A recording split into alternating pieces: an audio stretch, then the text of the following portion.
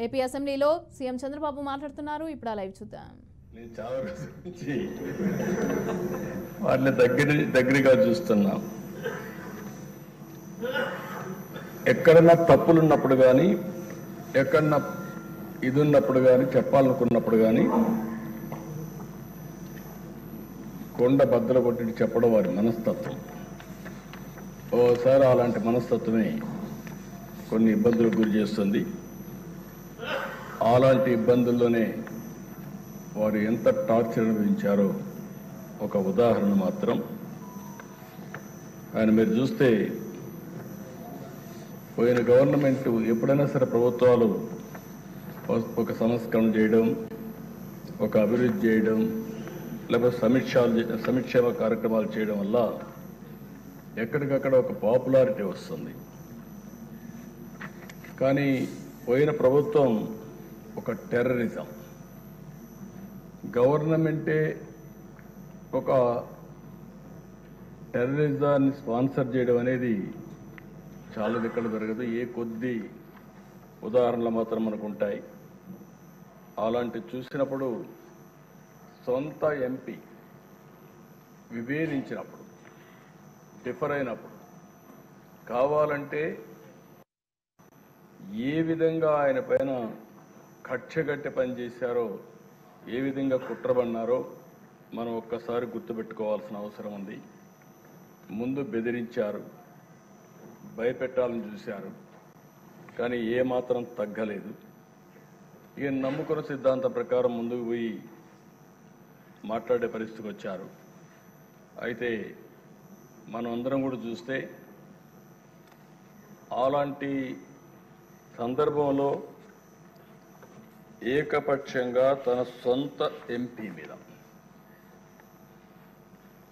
రాజద్రోహం case నమోదు చేసి, లేని కేసును నమోదు చేసి, ఆయన ఏమి కుట్రలు చేయలేదు, రాజద్రోహం చేయలేదు, లేకపోతే ఏదో పెద్ద ఇచ్చేసే సందర్భం లేవు. మనందరూ కూడా తెలుసు. రాజద్రోహం కేసు నమోదు చేసి 2021 మే 14వ తేదీన, మే 14వ తారీఖున ఆయన పుట్టినరోజు.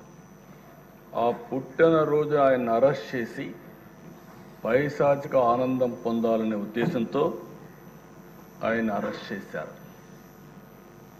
ఆ రోజు మీరు చూస్తే ఒక ఎంపీ పోలీస్ కస్టడీలో టార్చర్ చేయడం దేశంలోనే ఒక పెద్ద సంచలనమైంది. సిఐడి సీనియర్ అధికారులు, ఐపీఎస్ అధికారులు పోలీస్ కస్టడీలో ఒక ఎంపీని ఇలా హింసించిన సంఘటన భారతదేశ చరిత్రలో, నేను కూడా రాజకీయాల్లో 40 సంవత్సరాల నుంచి ఉన్నాను, చాలా సంఘటనలు చూశాను.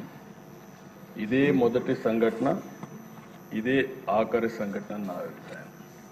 నేను ఎప్పుడు చూడలేదు ఇలాంటి సంఘటన, ఎప్పుడు వినలేదు. ఆ రోజు మీరు చూస్తే 2021 మే 14వ తేదీన రఘురామరాజు గారి పైన సమోటోగా కేసు పెట్టారు. ప్రభుత్వాన్ని కూలదోయడంలో భాగంగా కుట్ర చేశారని రాజద్రోహం కేసు పెట్టారు. TV5 ABNతో కలిసి కుట్ర చేశారని ఆరోపించారు. 9 గంటలకు కంప్లైంట్ పెట్టారు, 10 గంటలకు FIR నమోదు చేశారు. మధ్యాహ్నం 2 గంటలకు హైదరాబాద్లో ఇంట్లో ఉంటూ వచ్చి అరెస్ట్ చేశారు. అంటే మీరు గుర్తుపెట్టుకోవాల్సింది, 9 గంటలకు కంప్లైంట్ ఇస్తారు, 10 గంటలకు FIR రిజిస్టర్ చేస్తారు. ఆంధ్ర పోలీసులు హైదరాబాద్కు వచ్చి 2 గంటలకు అరెస్ట్ చేసి అక్కడి నుంచి ఈయన తీసుకొస్తారు. ఆ రోజు శుక్రవారం నేరుగా, మళ్ళా దీనికి శుక్రవారానికి కూడా ఒక సిగ్నిఫికెన్స్ ఉంది. శుక్రవారం అయితే ప్రొక్లైన్ వచ్చి ఎక్కడికక్కడ కూల్చివేతలు చేస్తారు. శుక్రవారం కానీ అరెస్ట్ చేస్తే కోర్టు ఉండదు కాబట్టి జైల్లో పెట్టొచ్చని ప్రయత్నం చేస్తూ కరెక్ట్గా అదే శుక్రవారం ఎంపిక చేసుకొని ఇక్కడికి తీసుకొచ్చారు. ఇక్కడ చూస్తే గుంటూరు సిఐడి ఆఫీస్, వారు కొన్ని విషయాలు చెప్పారు. తర్వాత బయట వచ్చినాక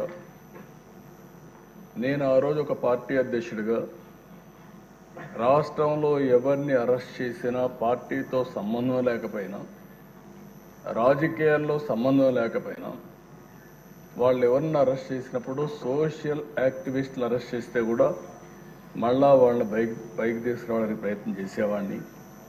ఆ పరిస్థితిలోని ఈయన కేసు కూడా నేను నేరుగా పర్యవేక్షిస్తూ ఎప్పటికప్పుడు పార్టీలో మేము మాట్లాడుకుంటూ వస్తున్నాం. ఆ రోజంతా కూడా ఆయన అరెస్ట్ చేసినప్పుడు నుంచి తీసుకువచ్చే దారిలో కానీ ఏమేం జరుగుతుందో ఎప్పటికప్పుడు మానిటర్ చేస్తున్నాం. అదే రోజు రాత్రి 5గురు ముసుగులో వచ్చి ఎంపీ పైన విపరీతంగా, అంటే పోలీస్ కస్టడీలో ఉండేటప్పుడు పోలీసులు వాళ్ళ దగ్గర పెట్టుకున్న రాత్రిలో ఈయన పైన దాడి చేయడం అనేది, పోలీసులు ఇలాంటి తప్పుడు పనులు చేయడంలో ఏ విధంగా మనసు వచ్చిందో నాకైతే అర్థం కాలేదు. కాళ్ళు కట్టేసి టిపికల్గా లాఠీలు రబ్బర్ బెల్ట్తో 5 దఫాలుగా, అంటే ఆ రబ్బర్ బెల్ట్ కూడా ఆయన చెప్పినట్టు ఆ రోజు నేను విన్నాను. అప్పుడే బైపాస్ కూడా చేశారు. అరికాళ్ల పైన, ఆ కాళ్ల పైన కొడితే అది ఐడెంటిఫై చేయలేదు. ఈవెన్ డాక్టర్స్ ఇది చేసినా కూడా ఐడెంటిఫై చేయలేరనే ఉద్దేశంతో విపరీతంగా కొట్టి రాత్రంతా కూడా ఇది చేశారు. అప్పటికే హార్ట్ సర్జరీ అయింది. గుండె మామూలుగా సర్జరీ అయినప్పుడు కొంచెం ఇబ్బందులు కూడా ఉంటాయి. అలాంటిది మంచం మీద ఎక్కి రొమ్ముల పైన కూడా ఎక్కి విపరీతంగా కొట్టి తీవ్రంగా హింసించారు. వాళ్ళు హింసించిన విధానం మీరు చూస్తే ఎక్కడికక్కడ మంచం కోళ్ళు కూడా కింద నుండే కాళ్ళు కూడా ఇరిగిపోయే పరిస్థితికి వచ్చాయి. మామూలుగా అక్కడ సిఆర్పిఎఫ్ సెక్యూరిటీ ఉంటుంది. అలాంటి సిఆర్పిఎఫ్ సెక్యూరిటీ లేకుండా పంపించేశారు. రాత్రంతా తీవ్రంగా హింసించారు. తీవ్రమైన బూతులు తిట్టారు. రచ్చబండ పెట్టి ముఖ్యమంత్రి బెయిల్ రద్దు చేయమంటావంటూ కొడుతూ తీవ్రంగా క్షోభకు గురి చేశారు. ఒక సర్కిల్ ఇన్స్పెక్టర్, హెడ్ కానిస్టేబుల్ కాపలా ఉంటారు. ఇద్దరిని బయట పంపించి అదే సమయంలో ముసుగులు వేసుకుని వాళ్ళు వచ్చి, నేను అడిగాను ఆ రోజు కూడా వారిని అడిగాను, వారిని గుర్తుపెట్టగలుగుతారా అంటే గుర్తుపట్టడానికి వాయిస్ చూస్తే ఏమైనా చెప్పగలుగుతానేమో, కానీ ఎక్కడైతే ముసుగు వేసుకొని వచ్చారు, ముసుగు వేసుకొని వచ్చేసి ఇవన్నీ వెళ్ళిపోయారని చెప్పారు. ఆ రోజు రాత్రంతా కూడా మేము కూడా జాగారం చేసే పరిస్థితికి వచ్చాం.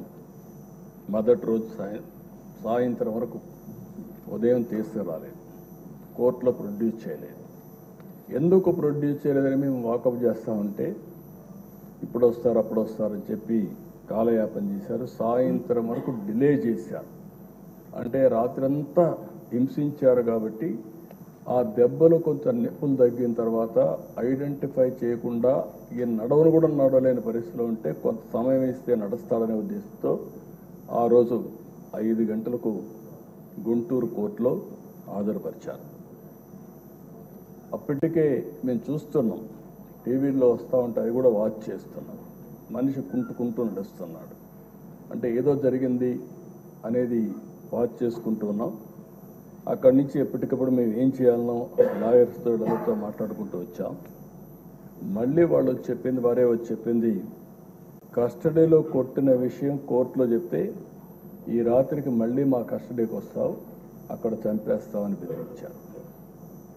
ఈ విషయాన్ని చూసినప్పుడు ఈ రాష్ట్రంలో కూడా ఇవన్నీ జరుగుతాయా అనే ఆశ్చర్యం కలుగుతుంది. అయితే మేజిస్ట్రేట్ దగ్గరికి వచ్చిన తర్వాత ధైర్యం చేశాడు, ఆ కాళ్ళు చూపించాడు. ఆ కాళ్ళు అవన్నీ కొట్టినట్టు చూపిస్తే అప్పుడు ఆ మేజిస్ట్రేటు నేరుగా ఇతన్ని ప్రభుత్వ ప్రైవేట్ 2 హాస్పిటల్కి పంపించండి, ఎగ్జామిన్ చేయించండి, ఎగ్జామిన్ చెప్పి చేసిన తర్వాత సర్టిఫికెట్స్ ఇవ్వమని చెప్పి పంపిస్తే వాస్తవాలు తెలుస్తాయనే ఉద్దేశంతో ఆయన్ని ప్రభుత్వ ఆసుపత్రికి మాత్రం తీసుకుపోయి ప్రైవేట్ హాస్పిటల్కి తీసుకుపోకుండా అక్కడ కూడా రిపోర్ట్ని తారుమారు చేపించి బెదిరించి ఆయన రిపోర్ట్ తెప్పించారు. ఆ రిపోర్ట్ వస్తానే 16వ తారీఖున జైలుకు పంపించారు. ఇదే సమయంలో సమాంతరంగా హైకోర్టులో కూడా ఈ కేసు జరుగుతూ ఉంది. అంటే మేజిస్ట్రేట్ కోర్టులో కేసు ఉంది, హైకోర్టులో కేసు ఉంది. హైకోర్టులో కూడా ఏమాత్రం కూడా కోఆపరేట్ చేయకుండా వీళ్ళు ఇచ్చేస్తే మధ్యాహ్నం 12 గంటలకి కోర్టు సమావేశమైంది. రఘురామకృష్ణరాజు యొక్క రిపోర్ట్ ఇవ్వమని కోర్టు అడిగింది, కానీ వాళ్ళు రిపోర్ట్ ఇవ్వలేదు. మధ్యాహ్నం ఇవ్వాల్సిన రిపోర్టు సాయంత్రం 6 గంటలకు ఇచ్చారు. దీంతో హైకోర్టు కూడా ఆగ్రహం వ్యక్తం చేస్తూ రఘురామకృష్ణరాజు గారిని స్వయంగా తీసుకురండి హైకోర్టుకి అని చెప్పారు. ఆయన ఇప్పటికే జైల్లో ఉన్నాడు, ఇప్పుడు మేము తీసుకురాలేమని మొరాయించారు. మరుసటి రోజు 17వ తారీఖు హైకోర్టులో విచారణ జరిగింది. ఇది ఉన్నప్పుడు వారి అడ్వకేటు వారితో కూడా మేము కూడా మాట్లాడి సుప్రీంకోర్టులో వెకేషన్ బెంచ్లో కేసు వేశారు. సుప్రీంకోర్టు ఇమ్మీడియట్గా ఈయన్ని హైదరాబాద్లో మిలిటరీ హాస్పిటల్కి, ఇక్కడ ఉండే హాస్పిటల్ పైన నమ్మకం లేక ఇక్కడ హాస్పిటల్లో మళ్ళా తారుమారు చేస్తారు, బెదిరిస్తారు, రిపోర్ట్లు ఇవ్వరనే ఉద్దేశంతో హైదరాబాద్లో మిలిటరీ హాస్పిటల్కి రెఫర్ చేశారు. అప్పుడు కూడా మొరాయించారు. ఏదైతే ఆయన్ని ఇమ్మీడియట్గా తరలించాల్సింది పోయి తరలించకపోతే సుప్రీంకోర్టు చాలా స్పష్టంగా తెలంగాణ హైకోర్టు చీఫ్ జస్టిస్ నియమించిన న్యాయాధికారి సమక్షంలో పరీక్ష నిర్వహించి మంగళవారం నాటికి సుప్రీంకోర్టుకు రిపోర్ట్ ఇమ్మని చెప్పి ఆదేశాలు ఇచ్చారు. అందువల్ల సోమవారం సాయంత్రం 5 గంటలకు ఇక్కడి నుంచి జైల్లో నుంచి తీసుకుపోయి హైదరాబాద్లో సికింద్రాబాద్ మిలిటరీ హాస్పిటల్లో చేర్చారు. అక్కడ కూడా మేము వాచ్ చేస్తున్నాం. అక్కడ కూడా ఆ రోజు ఒక అధికారి పనిచేస్తూ అక్కడికి వెళ్ళి అక్కడ కూడా మ్యానిపులేట్ చేయాలని ప్రయత్నం చేశాడు. అది కూడా మేము పేపర్ ద్వారా మళ్ళీ ఎక్కడికక్కడ లీక్ చేసి ప్రెషర్ పెట్టే ప్రయత్నం చేశాం. సభ్యతగా ఉండదని ఆ వ్యక్తి పేరుని చెప్పడం లేదు, కానీ ఆ వ్యక్తిని తీసుకొచ్చి ఎక్కడికక్కడ ఒక పవిత్రమైన దేవాలయంలో అధికారిగా పెట్టుకుని ఎలాంటి లాబీలు చేయించే పరిస్థితికి వచ్చారు. అంటే ఎంత దుర్మార్గంగా ప్రవర్తించారో అంత దుర్మార్గంగా ప్రయత్నించే పరిస్థితికి వచ్చారు. అయితే అవన్నీ చూసిన తర్వాత నెక్స్ట్ డే 3 రోజుల వరకు ఆయన ట్రీట్మెంట్ ఇచ్చిన తర్వాత సుప్రీంకోర్టు బెయిల్ ఇచ్చే పరిస్థితికి వచ్చింది.